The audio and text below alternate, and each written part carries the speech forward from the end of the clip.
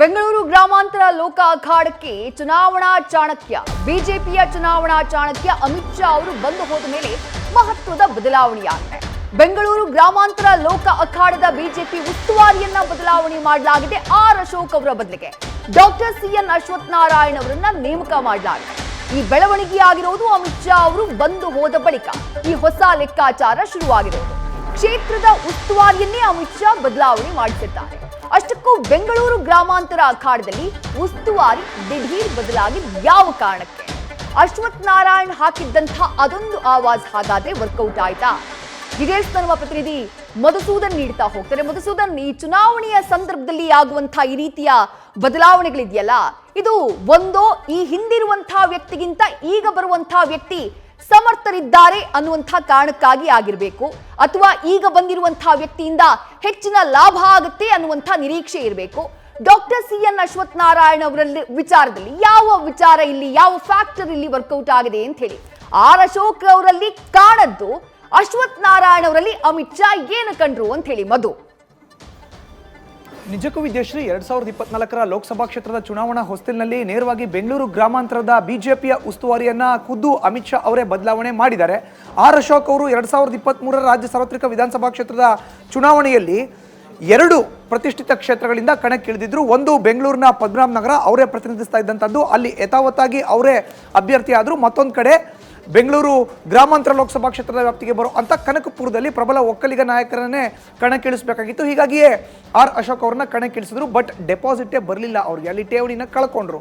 ಆದರೆ 2024ರಲ್ಲಿ ಎದುರಾಗ್ತಾ ಇರುವಂಥ ಲೋಕಸಭಾ ಕ್ಷೇತ್ರದ ಚುನಾವಣಾ ಹೊಸ್ತಿಲಿನಲ್ಲಿ ಈ ಕ್ಷೇತ್ರಕ್ಕೆ, ಬೆಂಗಳೂರು ಗ್ರಾಮಾಂತರ ಕ್ಷೇತ್ರಕ್ಕೆ ಆರ್ ಅಶೋಕ್ ಅವ್ರನ್ನ ಬಿಜೆಪಿ ಉಸ್ತುವಾರಿಯನ್ನಾಗಿ ನೇಮಕ ಮಾಡಲಾಗಿತ್ತು.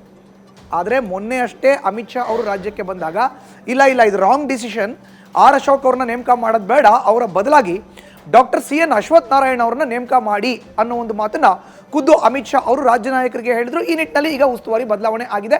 ಡಾಕ್ಟರ್ ಸಿಎನ್ ಅಶ್ವಥ್ ನಾರಾಯಣ್ ಬದಲಾವಣೆ ಆದಂಥ ಉಸ್ತುವಾರಿ ಈಗ ಹೊಸದಾಗಿ ಉಸ್ತುವಾರಿಯಾಗಿ ನೇಮಕ ಆಗಿದ್ದಾರೆ. ಅಷ್ಟಕ್ಕೂ ಈ ಬದಲಾವಣೆ ಆಗಿದ್ಯಾಕೆ ಅನ್ನೋದನ್ನ ನೋಡೋದಾದ್ರೆ, ಈ ಹಿಂದೆ ರಾಜ್ಯದಲ್ಲಿ ಅಧಿಕಾರದಲ್ಲಿ ಇದ್ದಂಥ ಬಿಜೆಪಿಯಲ್ಲಿ ರಾಮನಗರ ಜಿಲ್ಲಾ ಉಸ್ತುವಾರಿಯಾಗಿದ್ದಂಥವ್ರು ಯಾರು?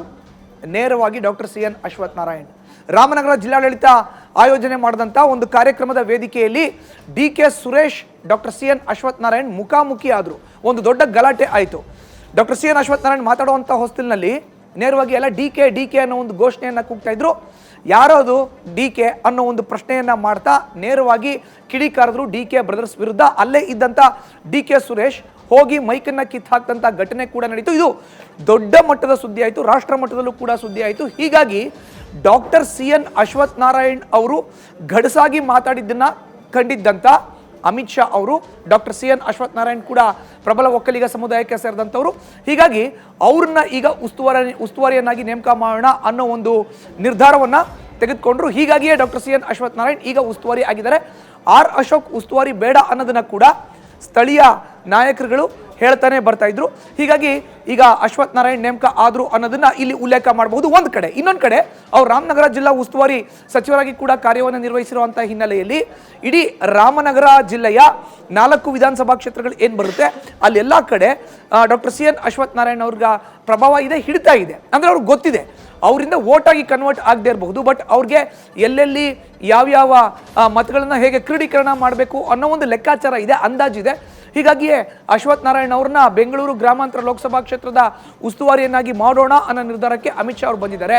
ಒಂದು ಕಡೆ DK ಬ್ರದರ್ಸ್ನ ಬಹಳ ಗಡಸುತನದಿಂದ ಎದುರಿಸಿದಂಥದ್ದು, ಇನ್ನೊಂದು ಕಡೆ ಅದೇ ಜಿಲ್ಲೆಯ ಉಸ್ತುವಾರಿ ಸಚಿವರಾಗಿದ್ರು ಅನ್ನೋ ಕಾರಣಕ್ಕೆ ಈಗ ಅಶ್ವಥ್ ನಾರಾಯಣ್ ಅವ್ರನ್ನ ಡೆಪ್ಯೂಟ್ ಮಾಡಿದ್ದಾರೆ ಅಂತ ಉಲ್ಲೇಖ ಮಾಡಬಹುದು. ಲಾಸ್ಟ್ ಪಾಯಿಂಟ್ ಒಂದು ಹೇಳೋದಾದ್ರೆ, ಆರ್ ಅಶೋಕ್ ಅವ್ರನ್ನ ಬದಲಾಯಿಸಿದ್ದಾರೆ, ಅಶ್ವಥ್ ನಾರಾಯಣ್ನ ಅಲ್ಲಿ ತಂದು ಕೂಡಿಸಿದ್ದಾರೆ. ಇದನ್ನ ಮಾಡಿದ್ದೀನಿ ಯಾರು ಅಲ್ಲ, ಅಮಿತ್ ಶಾ. ವಿದ್ಯೇಶ್ವರಿ, ನ್ಯೂಸ್ ಫಸ್ಟ್ ನಿರ್ಭೀತಿಯಿಂದ ನಿಮ್ಮ ಪರವಾಗಿ.